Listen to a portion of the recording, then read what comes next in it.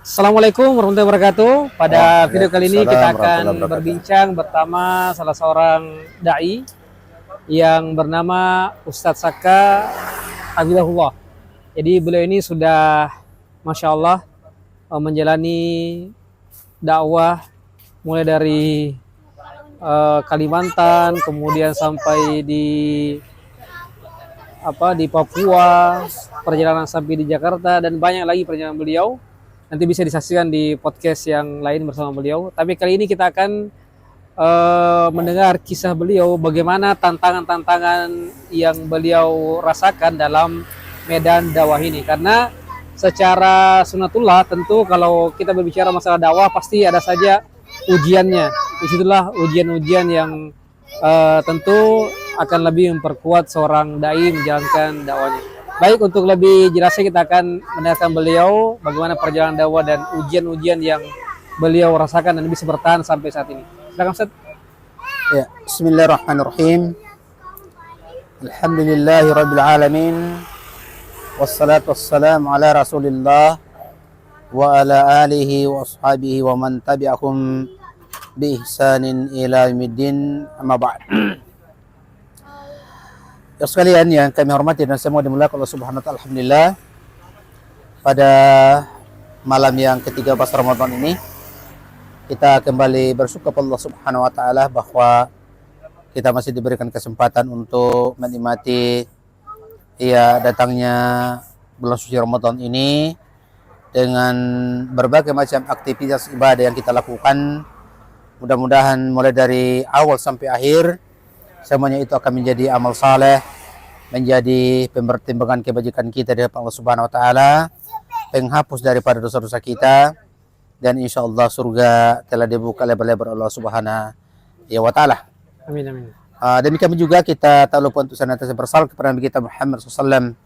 Allahumma salli ala Muhammad wa Muhammad, di mana beliau adalah merupakan qudwah kita. Beliau adalah merupakan asbab yang paling besar sehingga sampai detik ini kita bisa merasakan iman dan Islam, dan mudah-mudahan iman dan Islam ini tetap bersemayam dalam hati kita, dalam hasil baru kita sampai kita berjumpa dengan Allah Subhanahu wa taala dalam keadaan mendapat keridhaannya. Amin Allahumma amin. Insyaallah kita berbicara tentang perjalanan dakwah ya, perjalanan dakwah. Sudah menjadi sunatullah bahwa siapapun yang berbuat di atas dakwah itu pasti akan berhadapan dengan rintangan-rintangan dan ujian. Dan itu sudah menjadi sunatullah. Itu sudah sesuatu yang sifatnya ya maklum, yang selama ini kita rasakan itu, bahkan kita sendiri baca di dalam Al-Quran, juga hadis Nabi kita Muhammad sallallahu alaihi wasallam tentang bagaimana Nabi kita di saat beliau itu memulai dakwahnya. Bahkan yang menjadi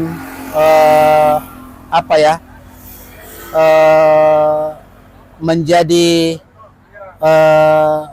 contoh bagi kita, atau katakanlah sesuatu yang akan menguatkan dari kita di dalam perjalanan dakwah, karena ternyata beliau ini adalah manusia terbaik, tetapi kenyataannya beliau diuji oleh Allah Subhanahu wa taala.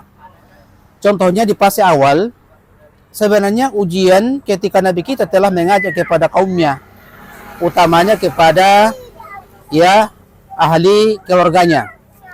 Maka keluarganya lah yang pertama melakukan semacam pertentangan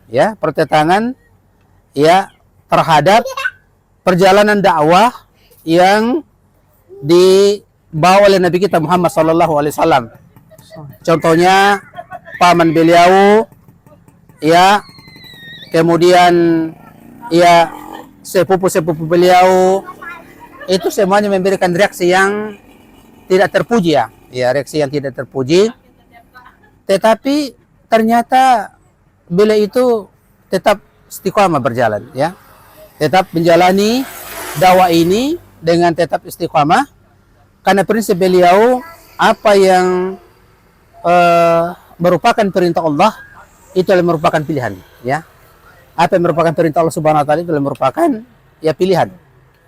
Sehingga banyak sekali di dalam Al-Qur'an ayat-ayat yang menceritakan tentang bagaimana seorang mukmin itu, seorang muslim yang dapat menjalankan dakwah itu harus berhadapan dengan ya ujian. Sampai-sampai kalau kita lihat misalnya di surah Al-Baqarah, Allah Subhanahu wa taala itu sampai menurunkan satu ayat yang menjadi kaidah ya, yang menjadi kaidah bagi orang-orang yang akan menjalani kehidupannya dalam bentuk berdakwah. Misalnya Allah Subhanahu wa taala berfirman,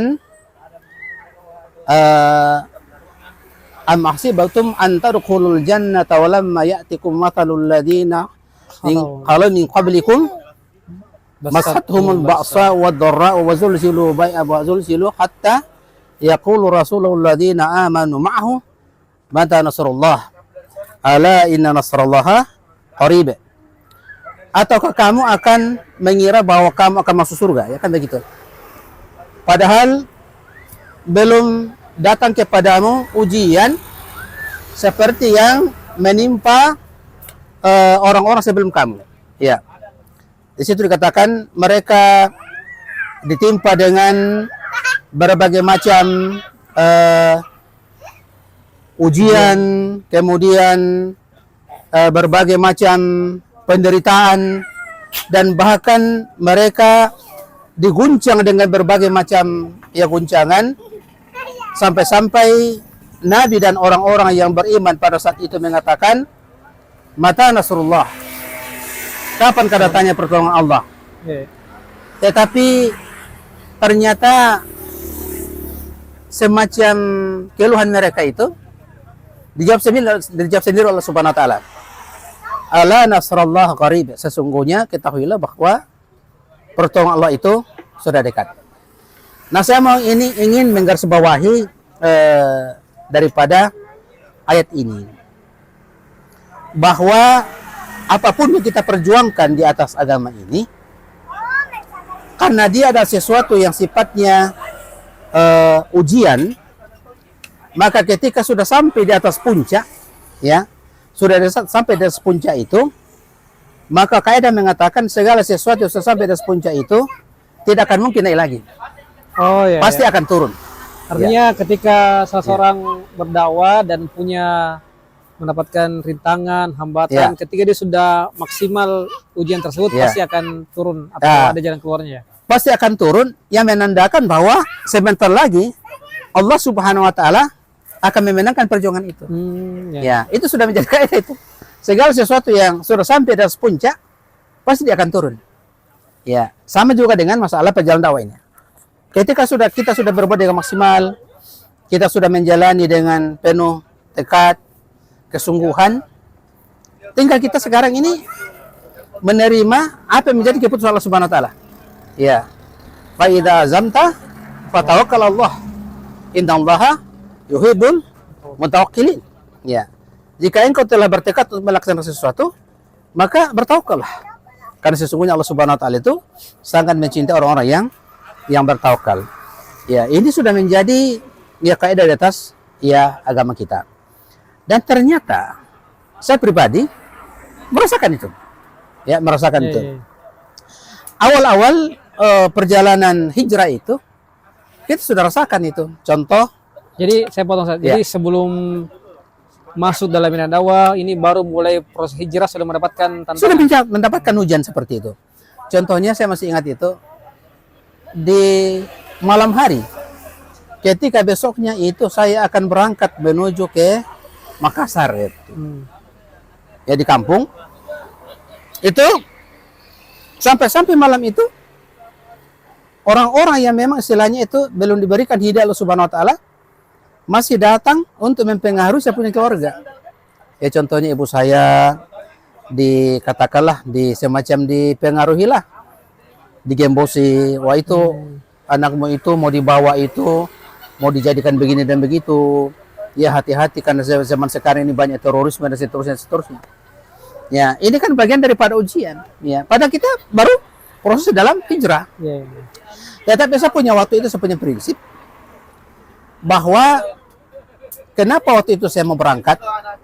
Pertama, karena memang ada keinginan untuk memperbaiki diri, ya. Ada keinginan untuk memperbaiki diri. Yang kedua, saya mengambil kesimpulan bahwa kalau memang katakanlah apa yang akan saya jalani itu sesuatu yang tidak baik atau tidak benar, tentunya guru saya ini atau murabbi saya ini yang akan mengantarkan saya ke tempat katakanlah tujuan hijrah itu, ya sudah barang tentu, sudah lama ketahuan. Ya istilahnya katakanlah ketahuan belangnya begitu. Tapi buktinya selama ini, ya saya perhatikan, ya guru saya orangnya soleh, guru saya itu akhlaknya baik, ya guru saya itu ya ahli ibadah dan seterusnya. Tidak mungkin ya, tidak mungkin dia akan ya mengajak saya kepada hal-hal yang sifatnya bertentangan dengan ya agama atau katakanlah mendatangkan ya kerusakan seperti itu. Akhirnya singkat cerita berangkatlah saya di dalam perjalanan hijrah itu untuk belajar agama. Setelah kita mengetahui ilmu syar'i sedikit, akhirnya pun kita ya diberikan amanah untuk berdakwah. Nah, dalam perjalanan dakwah itulah ya bervariasilah, bermunculanlah ya ujian dengan berbagai macam variasinya. Ya contoh misalnya ketika kita sudah mulai mengenal sunnah ya, kita sudah mengenal sunnah. Mungkin dalam bentuk berpakaian, mungkin dalam bentuk ada sesuatu pada diri kita seperti memelar jenggot. Ya disitulah mulai muncul ujian ya dalam bentuk kecurigaan, ya dalam bentuk cibiran, ya dalam bentuk hal-hal yang sifatnya tidak mengenakan. Tapi ternyata semua itu alhamdulillah kita bisa ya lewati ya dengan penuh kesabaran. Akhirnya sampai sekarang kita masih tetap istiqomah di atas perjalanan dakwah. Ya seperti itu. Ya. Nah, ini ujian yang saya rasakan itu tadi di awal. Ya. Ya kemudian pada saat proses dakwah Ustadz selama ini. Nah, kira-kira apakah ada contoh yang saya rasakan tadi terkait dengan ketika ujian itu sudah mulai sampai puncak, insya Allah akan ada jalan keluar dari Allah Subhanahu Wa Taala. Kira-kira apa Ustadz yang bisa dikasih contoh mungkin satu supaya kita yang juga aktif dalam kegiatan dakwah, ya ikhwah yang lain bisa jadikan sebagai pelajaran. Oh iya, baik. Tujuan kita berdakwah itu kan mengajak orang kepada jalan Allah Subhanahu Wa Taala. Dan ujiannya itu tidak main-main. Seperti contoh-contoh yang saya katakan tadi. Ya kita bertetangga, kadang kita dapatkan cibiran dari tetangga, kita dapatkan kecurigaan, bahkan ada yang terang-terangan mendatangi kita dan mengatakan, bukan Ustadz ini bukankah teroris? Ya seperti itu. Tetapi setelah kita melalui fase-fase seperti itu, akhirnya ya kita pun mulai diterima oleh masyarakat. Ya, mulai diterima oleh masyarakat. Ya, terbukti dengan datangnya misalnya beberapa saudara kita yang menanyakan, Ustadz, apakah boleh kami ikut belajar ngaji dan seterusnya. Ini kan artinya kita sudah mulai diberikan jalan Allah Subhanahu Wa Taala, ya jalan menuju kepada katakanlah kebaikan dan perjuangan yang sebelumnya kita mendapatkan begitu banyak ya rintangan. Bahkan dengan asbab seperti itulah, alhamdulillah kita sudah mulai dikenal orang. Kita sudah mulai memberikan katakanlah semacam pencerahan kepada masyarakat. Kita sudah mulai diterima oleh masyarakat. Kita sudah mulai berinteraksi dengan banyak masyarakat. Akhirnya apa yang kita inginkan dari awal sebagai orang yang ingin melakukan islah perbaikan di masyarakat itu sedikit demi sedikit ya sudah mulai ya kelihatan. Seperti misalnya mungkin tadinya ada ikhwah kita, ya tadinya di awal hijrah itu mereka belum tahu caranya sholat, ya jangankan istilahnya itu menggunakan, ya memelihara sunnah pada dirinya, baik dalam bentuk berpakaian maupun sunnah-sunnah yang lain itu, Ya, sampai-sampai mereka ada yang belum kenal namanya sholat. Tapi Masya dengan ya adanya upaya yang kita lakukan setelah melalui ya ujian yang begitu berat, alhamdulillah. Ya, alhamdulillah. Bahkan ya masya Allah sekarang ini bahkan ya seingat kami sudah banyak di antara ihwa-ihwa yang kita didik dari awal itu dengan susah payah itu, masya Allah mereka sudah menjadi orang-orang yang katakanlah ya lebih hebat daripada kita sebagai murabinya, masya Allah. Seperti itu. Masya Ya, Allah. Ya, jadi terkadang ada orang-orang yang tidak menerima dakwah karena mungkin belum tahu Ustaz ya. ya, Artinya belum tahu apa yang kita sampaikan dasarnya sehingga banyak yang menolak. ya Begitu. betul. Ya, padahal setelah mereka mulai mengenal kita, apa yang kita sampaikan, nah barulah di situ mereka mulai menerima apa yang kita sampaikan. Ya, Baik, mungkin terakhir Ustadz. ya. Nah, selama proses perjalanan dakwah Ustadz yang sudah berapa tahun Ustadz ya? Ustadz mulai Sekarang sudah masuk 21 tahun. Masya Allah. Mulai dari tahun 2004 kan? Ya, ya, ya, ya, ya. Sekarang sudah 2025. Aduh. Berarti sudah memasuki tahun ke-21 ya. Nah, mungkin Ustadz ada contoh satu terakhir orang-orang yang atau orang yang menolak dakwah yang saya sampaikan, tapi setelah itu Allah izinkan berhidayah, malah dialah yang kemudian menjadi penggerak dalam dakwah. Kira-kira ada yang seperti itu, Ustaz? Ya, Ada ya? secara umum begitu. Oh, kebanyakan. Kebanyakan. Oh, Ya, Masya Allah. kebanyakan seperti itu. Hmm, Saya alhamdulillah sudah apa namanya itu sudah ditugaskan dari beberapa DPD. Ya, kita mulai dari misalnya membuka DPD Kota Madya Parepare, ya. kemudian DPD ke Kota Madya Banjarmasin, kemudian DPD Kabupaten Nunukan, ya kemudian kita juga pernah ditugaskan di ya DPD Brau dan seterusnya. Ternyata saya justru ini yang saya mau sampaikan, ini intinya sebenarnya itu. Ternyata setiap keberhasilan itu selamanya dilalui dengan rintangan. Kalau boleh saya mengatakan, rata-rata sekarang ikhwah kita yang bahkan sudah menjadi pengurus dakwah, bahkan dai sekarang, awalnya semuanya itu adalah penentang sebenarnya itu. Awalnya sebenarnya itu mereka menentang dakwah. Artinya tidak langsung menerima. Tidak langsung menerima dakwah. Ya, tidak langsung menerima dakwah. Maka ini sudah menjadi kaidah, ya, bahwa ternyata di balik kesulitan itu akan ada kemudahan. Sama seperti itu. Setiap ujian di dalam dakwah itu, kalau kita sabar melaksanakannya itu, ya, insya Allah, ya, suatu hari nanti kita akan diberikan kemudahan Allah Subhanahu Wa Taala. Dan masya Allah, kalau saya ditanya, apa kira-kira puncak kenikmatan di dalam dakwah, maka saya akan jawab. Ketahuilah ya sekalian, bahwa puncak kenikmatan di atas jalan dakwah itu adalah ketika lisan ini berhujjah, orang lain mendapatkan hidayah. Itulah puncak kenikmatan di atas jalan dakwah. Maka masya Allah, di dalam perjalanan dakwah kami yang sudah memasuki tahun ke-21 ini, alhamdulillah waktu saya ditugaskan di DPD Brau Kalimantan Timur itu, alhamdulillah saya sempat mengislamkan 3 orang non. Ya, masya Allah. Ya, saya masih ingat itu 1 orang Toraja, kemudian 1 orang Brau dan 1 orang Timur Leste waktu itu. Bahkan yang paling fenomenal waktu itu ada wanita dari Timur Leste itu, ya begitu hari itu ya kita syahadatkan, langsung juga dinikahkan. Ya langsung juga dinikah, masya Allah. Ini adalah hal-hal yang membuat kita itu semakin bersemangat di dalam berdakwah, karena ternyata ya di balik ya penderitaan itu, di balik ujian itu ada sesuatu yang betul-betul sangat ya nikmat yang sebenarnya Allah Subhanahu Wa Taala akan berikan kepada kita. Contoh kita katakan bahwa ya puncak kenikmatan di atas jalan dakwah itu adalah ketika lisan kita berhujjah, orang lain mendapatkan hidayah. Itulah puncak kenikmatan di atas jalan dakwah, dan itulah yang masya Allah hanya bisa dirasakan oleh para dai yang berjuang di jalan Allah Subhanahu Wa Taala. Masya Allah. Ya. Baik, jadi sungguh luar biasa apa yang beliau sampaikan, dan semoga apa yang kita dengarkan ini bisa menjadi penyemangat buat kita, ya. Bisa menjadi penggerak kita untuk bisa termotivasi lagi, karena memang sekarang banyak ujian Ustaz ya.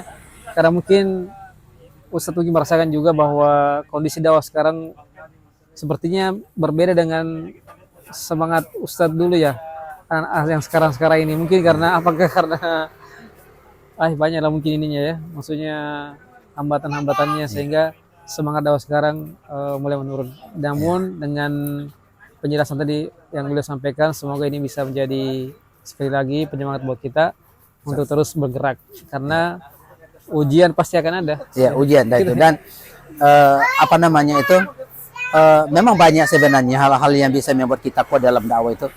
Ya, salah satunya itu bahwa kaidah yang paling utama yang harus kita pahami sebagai dai bahwa tidak akan pernah, ya, saya berani mengatakan tidak akan pernah kita tahu di mana letak ya kehormatan kita sampai Allah Subhanahu wa taala ya memberikan kita hidayah untuk menuntut ilmu syar'i, dan tidak akan pernah kita tahu kemuliaan suatu profesi sampai Allah Subhanahu wa taala mentakdirkan kita jadi seorang dai. Karena itu pekerjaan para nabi dan rasul. Itu yang memberikan kepada kita motivasi sehingga kita bisa bertahan insyaallah. Ya, seperti itu. Dan itulah yang Ustadz pilih sekarang. Iya, itulah jalan saya pilih insyaallah. Insyaallah Saya sudah bertekad.